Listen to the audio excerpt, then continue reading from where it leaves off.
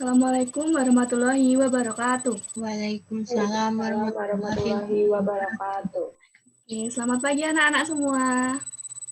Selamat pagi, Bu. Ya, sebelum memulai pembelajaran pada hari ini, alangkah lebih baiknya kita berdoa terlebih dahulu ya. Tolong kepada ketua kelas untuk memimpin doa. Kita berdoa mulai. Berdoa cukup. Ya, terima kasih ketua kelas yang sudah membantu Ibu untuk mengawali doa pada hari ini. Oke. Bagaimana kabarnya anak-anak? Alhamdulillah baik, Bu. Oke, sehat ya? Ya, sehat, Bu. Ya, semoga anak-anak selalu diberi kesehatan dan semangat dalam menjalani segala aktivitas. Oke, ada yang tidak masuk hari ini? Ibu presensi terlebih dahulu ya. Oke, yang pertama, Pak Ida Laila. Hadir, Bu. Oke, yang kedua, Marlinda Risya. Hadir, Bu. Ya, oke, baik. Terima kasih semua ya anak-anak.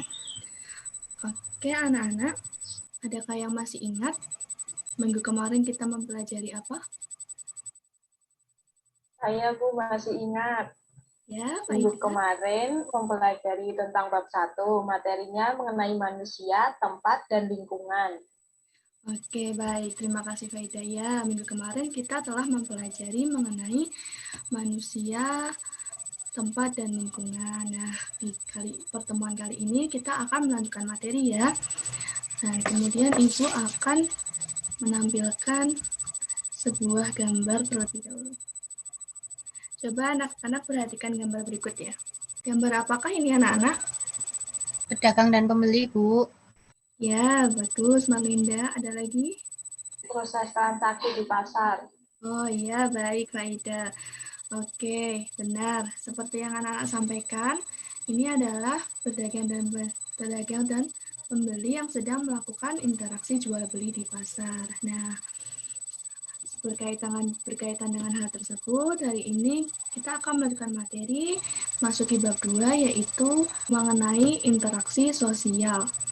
Oke, apa itu interaksi sosial dan bagaimana akan kita bahas lebih lanjut pada hari ini ya.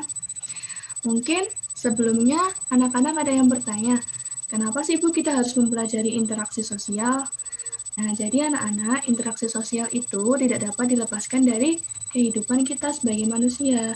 Kita akan selalu menjumpai interaksi sosial dalam aktivitas kita sehari-hari. Nah, dengan memahami interaksi sosial, anak-anak akan dapat berinteraksi, berkomunikasi yang baik itu dengan guru, dengan orang tua, dengan keluarga, teman, masyarakat, maupun dengan orang yang baru anak-anak kenal sekalipun. Oke. Kemudian, adakah yang dapat membantu Ibu untuk membacakan tujuan pembelajaran kita pada hari ini? Saya, Bu. Ya, baik. Silakan, Marlinda. Tujuan pembelajaran hari ini yang pertama, menjelaskan pengertian interaksi sosial. Yang kedua, menjelaskan syarat terjadinya interaksi sosial. Oke, baik.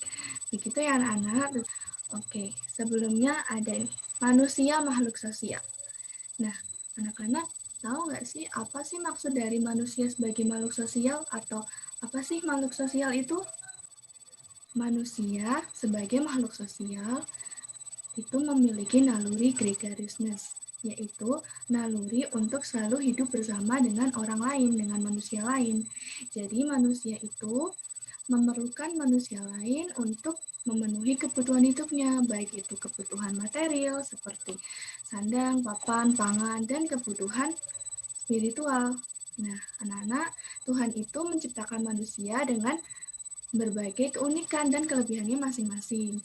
Ada yang pandai menjahit, ada yang pandai memasak, ada yang pintar membuat bangunan, dan lain-lain.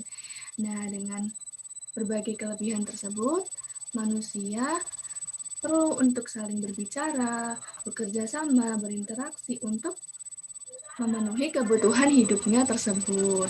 Maka, untuk memenuhi kebutuhan hidup tersebutlah manusia tetap memerlukan manusia lain, dan untuk itu manusia juga perlu melakukan interaksi sosial. Nah, apa itu interaksi sosial? Dan pengertiannya lebih lanjut, anak-anak dapat mencermati gambar berikut. Nah, ini ada, yang pertama ini ada gambar ya dua orang siswa yang sedang bersalaman ya, sedang bersalaman, sedang berbicara. Nah, kedua orang ini menunjukkan adanya hubungan antara individu dengan individu, yaitu individu seorang siswa dan individu temannya. Kemudian yang kedua, yang di tengah ini ada gambar seorang guru yang sedang mengajar di kelas. Nah, gambar tersebut menunjukkan adanya hubungan antara individu, yaitu seorang guru, dan kelompok, yaitu para siswa. Kemudian, sebelahnya lagi ada gambar beberapa orang siswa bersalaman dengan beberapa orang guru yang menunjukkan adanya hubungan antara kelompok dengan kelompok, yaitu kelompok siswa dan kelompok guru. Maka dari gambar tersebut dapat disimpulkan pengertian interaksi sosial, yaitu hubungan timbal balik antara individu dengan individu, individu dengan kelompok, dan kelompok dengan kelompok.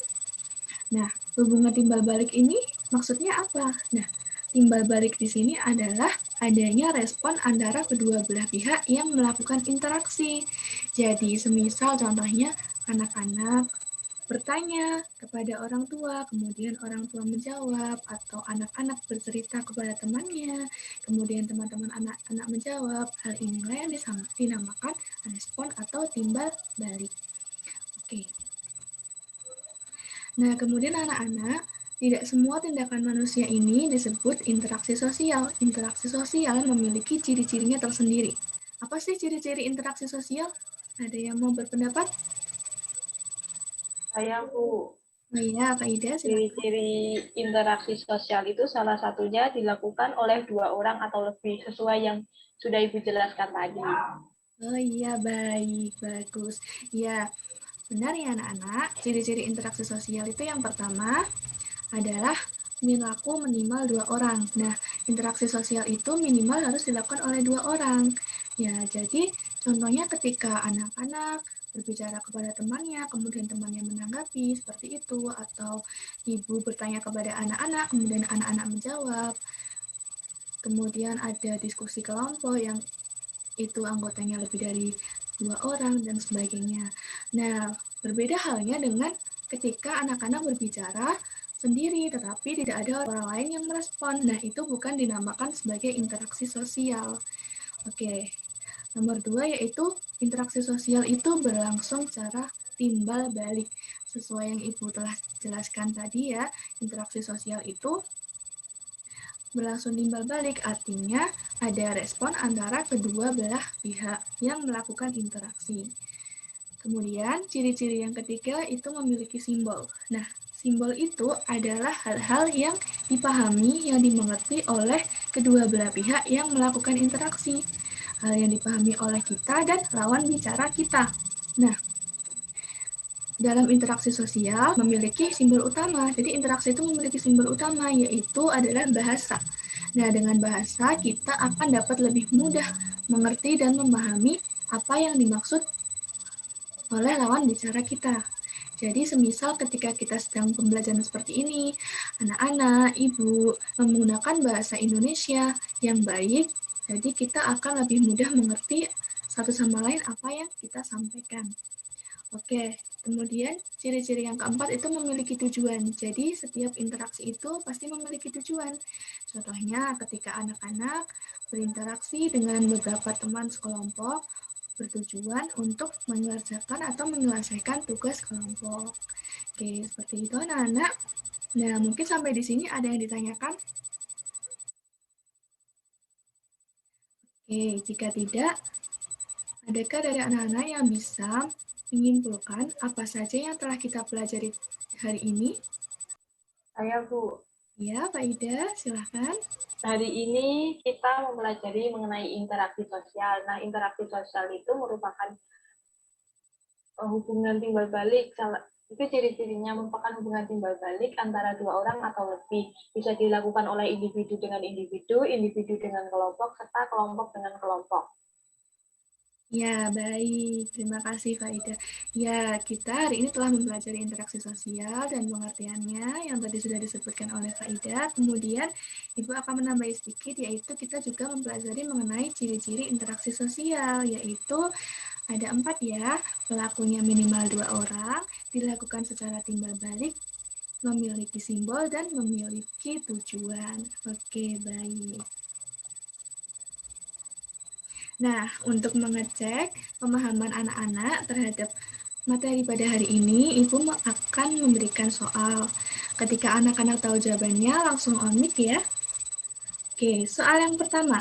Apa itu pengertian interaksi sosial? Ya, siapa yang mau menjawab?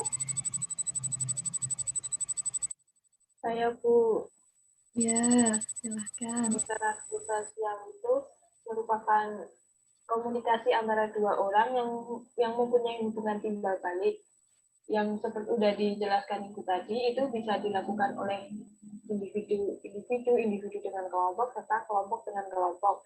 Ciri-cirinya itu yang pertama dilakukan oleh 2 orang atau lebih, yang kedua ada tujuan, yang ketiga ada simbol. Sudah, Bu. Oke, terima kasih. Oke, baik. Kemudian simbol utama interaksi sosial adalah, ada yang tahu? Saya, Bu. Ya. Bahasa atau bukan ya, Bu?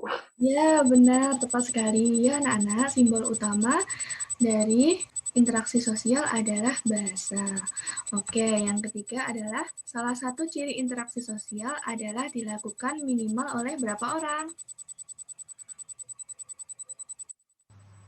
Saya, Bu.